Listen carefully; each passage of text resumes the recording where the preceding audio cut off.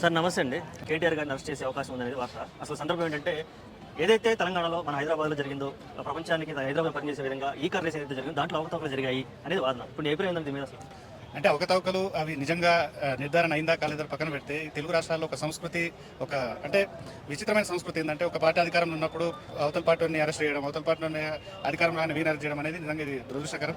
కాకపోతే తప్పు ఎవరు చేసినా వాళ్ళు శిక్ష అనుభవించాల్సిందే. చూద్దాం, హైకోర్టు మాత్రం స్టే ఇచ్చింది 30 వరకు ఆయన అరెస్ట్ చేయొద్దని. మరి నిజంగా ఒకవేళ తప్పు ఎవరు చేసినా పనిష్మెంట్ మాత్రం అనుభవించాల్సిందే. కానీ ఒక విషయం గ్రేట్ ఏంటంటే మంచి అప్డేటెడ్ కంట్రీస్లో ఉన్న ఫార్ములా 1 రేసింగ్ అట్లాంటిది మన హైదరాబాద్కు తీసుకురావడంలో మాత్రం కేటీఆర్ పాత్ర చాలా గొప్పదే అని నేను అనుకుంటున్నాను. ఎందుకంటే మనం చూస్తున్నాం గతంతో పోలిసి ఐటీ మినిస్టర్గా కేటీఆర్ సూపర్.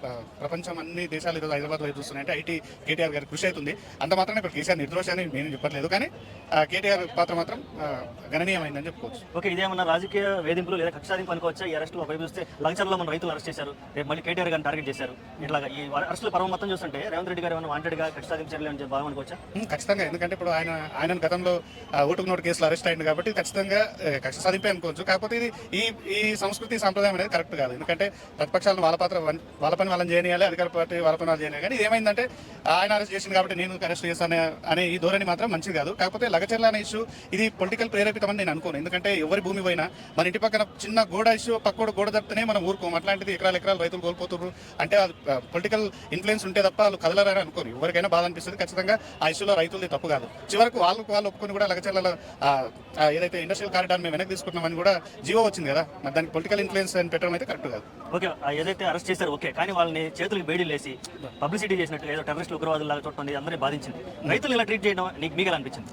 రైతుల్ని ట్రీట్ చేయడం నిజంగా బాధాకరం. ఎందుకంటే డెవలప్మెంట్ అనేది ఖచ్చితంగా అన్ని ప్రభుత్వాలు చేయాల్సిందే, అందరం ఒప్పుకోవాల్సిందే. కానీ డెవలప్మెంట్ను ప్రజల్ని భాగస్వామ్యం చేయాలనుకున్నప్పుడు ఆ ప్రజల్ని ఒప్పించి మెప్పించి వాళ్లకు అన్ని రకాలుగా ఒక కంపెన్సేషన్ అనేది అవుతుంది ఇచ్చిన తర్వాత మూవ్ కావాల్సిన అవసరం ఉంటుంది. వీళ్ళు చెప్తున్నారంటే మన మూసీ ప్రక్షాళనకు సంబంధించి వీళ్ళు సీఓల దేశం మీద పోయారు. కానీ అక్కడ సీఓల్ని మనం పరిశీలిస్తే ఆ లోకల్ మేయర్ ఒక దాదాపు 150 సార్లు అక్కడ స్థానిక ప్రజలతోటి ఒప్పించి 150 సార్లు విజిట్ చేసినట్ట.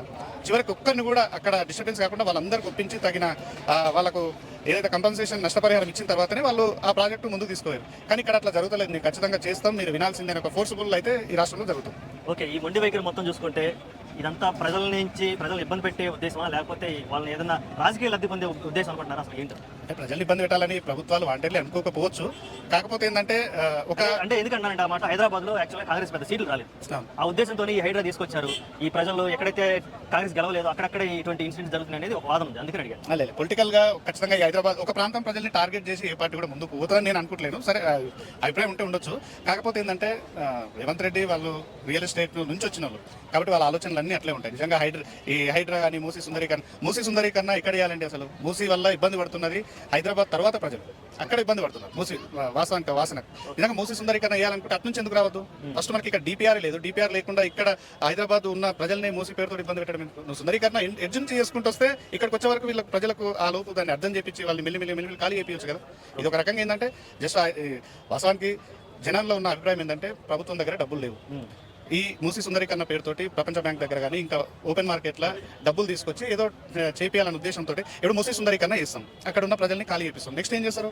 అక్కడ పెద్ద అపార్ట్మెంట్లు పెద్ద వాణిజ్య సముదాయాలు కట్టి ఓన్కి ఇవ్వాల్సిందే కదా. ఇప్పుడు మూసీ వల్ల ఇబ్బంది పడుతున్న ప్రజలు ఆ వాణిజ్య సముదాయాలు ఇబ్బంది పడడా? ఇదంతా ఏంటంటే జస్ట్ రియల్ ఎస్టేట్ కోసం అనేది సామాన్య ప్రజల్లో ఉంది. అవునన్నా కాదని ఒప్పుకోవాల్సిందే. ఓకే, ఏదైతే 100 రోజుల్లో మేము అది చేస్తాం అంటూ హామీలు ఇచ్చారు ప్రజలకి. హామీలు ఇచ్చడం వల్లే అంటే ఉప్పెనగా హామీలు ఇచ్చారు కూడా దానివల్ల ఓటేసారి ఇప్పుడు వాళ్ళు గెలిచారు. కానీ అది ఎక్కడా కూడా అమలవుతున్న పరిస్థితి కనపడలేదు. ఈ హామీల మీద పథకాల మీద మీ అభిప్రాయం? వాస్తవానికి అధికారంలోకి రావాలనుకుని వాళ్ళు హామీలు ఇచ్చారు. ఏంటంటే అప్పటికి 10 సంవత్సరాలు కేసీఆర్ గవర్నమెంట్ మీద వ్యతిరేకత ఉంది. జస్ట్ వీళ్ళు హామీల వల్ల రాలేదు, ఆ వ్యతిరేకత వల్ల వచ్చారు. కాకపోతే ఏంటంటే అడ్డగోలు హామీలు, మన దగ్గర ఉన్న బడ్జెట్కు సంబంధం లేనటువంటి హామీలు ఇచ్చారు. వాళ్ళు ఏంటి 10 సంవత్సరాలు అధికారంలో లేదు. అంటే నేను మామూలు ప్రజలుగా చెప్తున్నా, అధికారంలో రాగానే వాళ్ళు దోచుకునే ప్రయత్నంలో వాళ్ళు ఉన్నారు. ఇక వాస్తవానికి ఈ హామీలు అనేది కరెక్ట్ కాదు. మన బడ్జెట్ను చూసుకోవాలి, చేయాల్సిన కాదు. కానీ అధికారమే పరమాధిగా వాళ్ళు హామీలు ఇచ్చారు. కానీ అవి అంత తొందరగా అయ్యే అవకాశం అయితే లేదు. ఇప్పటివరకు 6 గ్యారంటీలలో అమలైంది ఒకటి ఫ్రీ బస్.